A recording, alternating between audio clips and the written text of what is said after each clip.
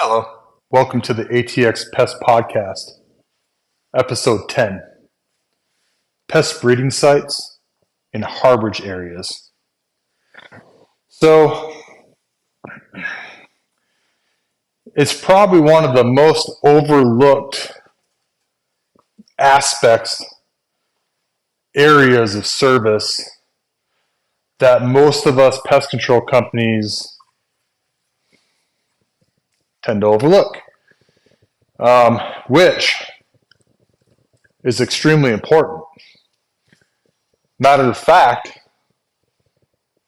I place it right on the top of the list when I go to a home. So that's why at my company, I created a special service with a pending patent on it, whatnot. We do a special foam treatment with insecticides. We can change it up. But we treat those areas like rock bed, mulch bed areas. Those are typical breeding sites. Sometimes in tree hollows, that's another good breeding site. But it's also harborage areas too. Okay.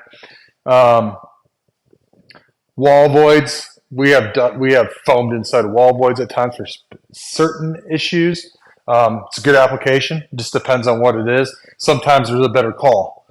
Just because we do, like foam, like my company, just because we're doing foam, it's not a gimmick. We're not using it just for the sake of saying, oh, well, we're called Evo foam, so we're going to always use foam for everything.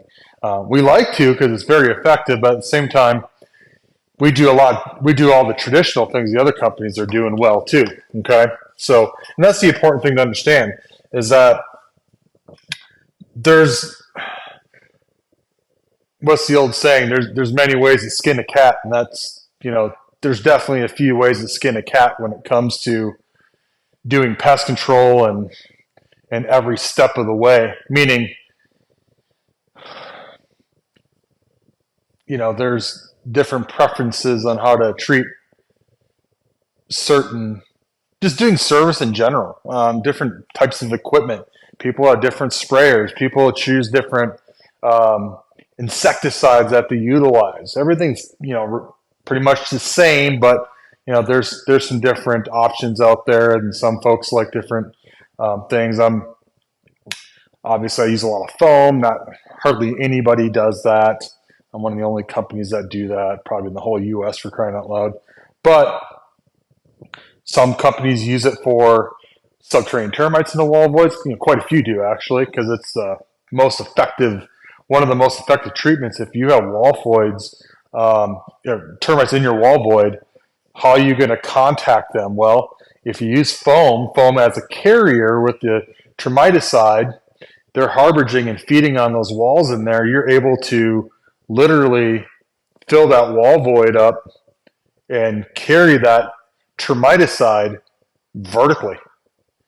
And then once that dissipates and dries, it'll leave behind that active ingredient. Little particulates it leaves behind. I call those little bullets. And so therefore you get a much greater coverage area, but also a little bit better results, better kill, obviously, because of that. Okay. And I'm going to do a podcast just on foam one of these days for sure. I should. Haven't done it yet. Definitely it's going to be on the list here. But getting back to breeding sites and harborage areas, people wonder. My dad asked me this before, and he's like, well, where are these bloody mosquitoes coming from? Where are some of these pests going they just go dormant during the wintertime, or do they just die off, which is all of the above. I mean, but a small percentage of them that do survive over winter, what they do is they find adequate harborage, typically in your wall voids, like going through a weep hole and getting into that brick pocket of your home. If you have weep holes on your home, that is a really ideal area for them to harborage in what we call overwintering. And they typically will do that either in the egg stage or the larval stage. And then when you have adequate temperatures, come spring, they will continue that life cycle and emerge from there, and then complete their life cycle into an adult, and then there we go again. So tree hollows are a very big one. I feel like they harborage a lot of mosquitoes over winter, especially in the south. We just don't typically have freezes, even though we've had a few freezes in the last couple of years. Climate is really changed in the Austin area. At one point, it wasn't so darn hot and so many 100-degree temperatures days that we've had. It's just getting ridiculous. And then we've had some brutal winters. This past winter was very mild. Therefore, here we go. We're going to have a very hot summer, which, I don't know. We had a brutal winter the year before with all the freezes and stuff we had. I guess it didn't last that long, but we did have some hard freezes. And then we had a really hot summer last year too. But this year is shaping up to be even hotter. And so I mentioned previously, probably last week's podcast, that it was the perfect storm this year. Things are just emerging like crazy right now because of all the moisture. And that's essentially what they need. They need food, water, and shelter. Shelter being the harborage. Water being a good source for breeding. Okay? And so when you have a lot of trees on your property, especially like live oaks, things of that nature, you're going to have a lot of acrobat ants and mosquitoes. And especially if you have cedars on your property, hopefully you don't. They're really conducive to mosquito activity. But trees pose a little extra bit of activity for sure, what we call conducive conditions. And rock bed. If you have rock all around your house and you live west Austin or even just west of Interstate 35, you probably have an occasional scorpion or a lot of scorpions, like I have had at my house, because I have rock beds all the way around my house. And the more shrubbery and shaded areas and everything, it just brings a lot of pests because it just makes more of an ideal breeding grounds and climate, area for them. So the landscape. So keeping your landscape trimmed and keeping your lawn well groomed, ensuring that you don't have a bunch of conducive conditions like brush and debris and firewood stacked up that's going to hold moisture, any standing stagnant water, not having clutter in your yard, like having make the kids, teach them some responsibility, make them pick up their toys when they're done.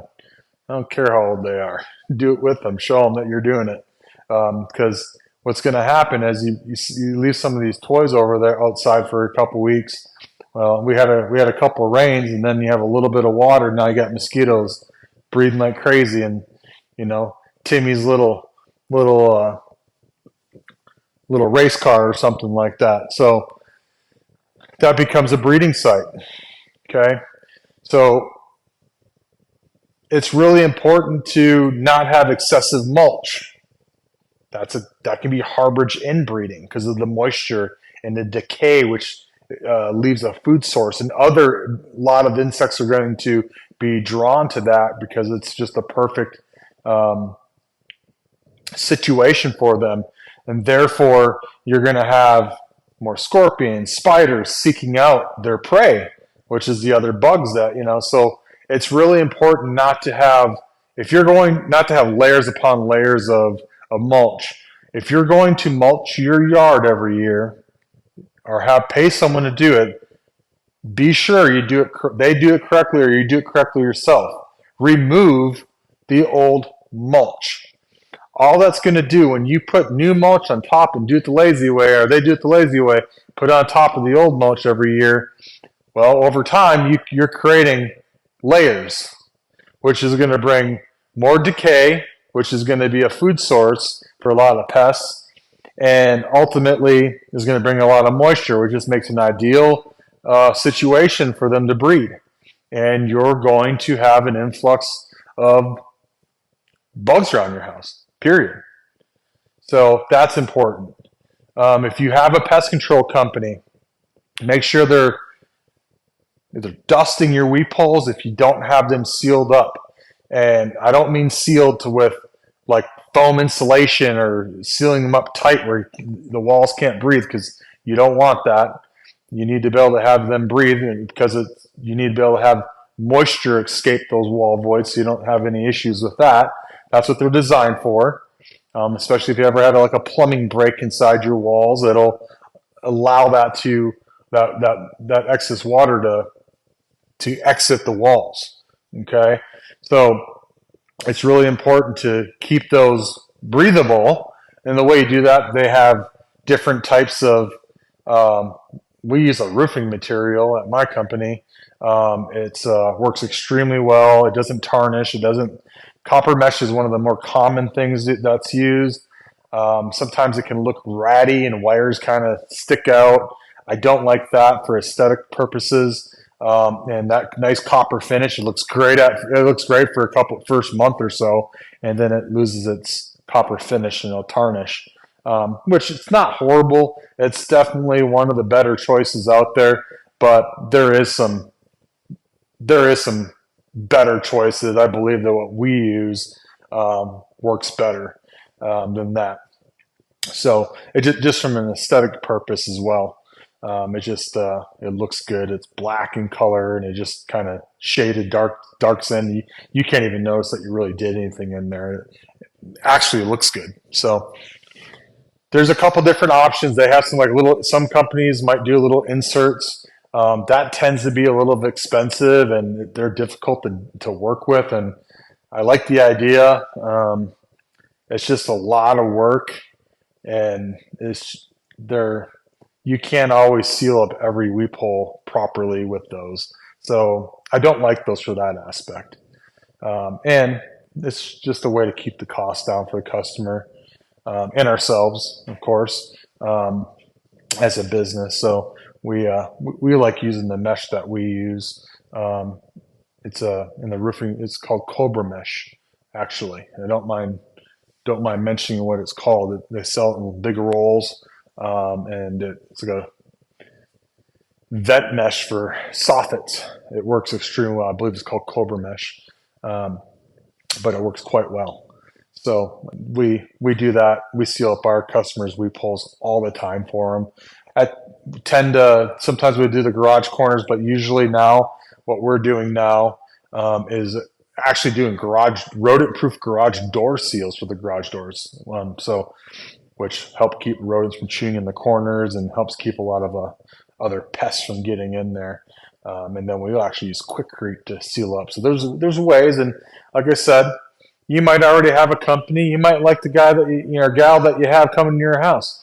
They may not do this. Not every company does what we call exclusion, sealing things up, like weep holes. A lot of companies do weep holes, but they don't do garage doors. They don't seal up like the roof joints, roof returns they call them. They'll put cages on mushroom vents on your roof. They don't do what we call exclusion, the full blown exclusion. Most companies don't. We're a full service company, and there is a few other companies out there in the Austin area that do give a full service. Now, of course, we're better, but hey. But anyways, if you have any questions, if you're interested in that, I don't mind. We'll come out and give you a free quote at my company. But if you just want to chat, and you don't want us coming to the house, that's fine too. Like I always said, this isn't all selfishness here. I'd love for you to try my company out, but at the same time, I'm here to help folks. So that's what I enjoy to do, and that's the mission of this and content for my website. And that's just me being brutally honest with it. So always open to questions. really, those are the main areas I wanted to hit on and talk about. Getting your attic inspected, because obviously that can be a big harbinger if they get through roof returns. Having exclusion will prevent that. Having insulation up there, they'll burrow underneath the insulation typically. Not even just rodents, but other like scorpions and everything. A lot of companies will dust attics. I'm not huge on dusting attics. Can it help kill, a bug here and there? Like an arachnid, like scorpion? Yeah, it can. But if it's 120, 130 degrees in that attic, do you really think they're running around on top of that? No. Just like they are during the day outside, they're actually flat in their body. They're underneath rocks or mulch during the day, or inside of underneath some bark on a tree because they're trying to stay out of the sun and the heat, so they don't excrete the little bit of moisture that they do have in their bodies, and dehydrate and die. So they will hunt in the evening because they're very what they call nocturnal, and they'll go hunting for their prey in the evening. So if they're in an attic, what they typically do is they're going to burrow underneath the insulation and be right on top of the ceiling, right above your head. 8, 9 feet or whatever your ceilings are, they're going to be right there. Because in general, probably about 10, 12, 15 degrees to max change in temperature right above that, right underneath that insulation above that ceiling. If you keep your house at 70, it's probably like 80, 82, 85 degrees right underneath the insulation above your head. So that's where they're really going to be. So what's the solution for that? Well, you can treat an attic, and like I said, there's some merit in that, but it's not really a solution. It's a Band-Aid to a cut that needs a stitch. And that's the way I look at everything. I look at the behavioral aspects. And what you need to do is you need to make sure the home is sealed up well.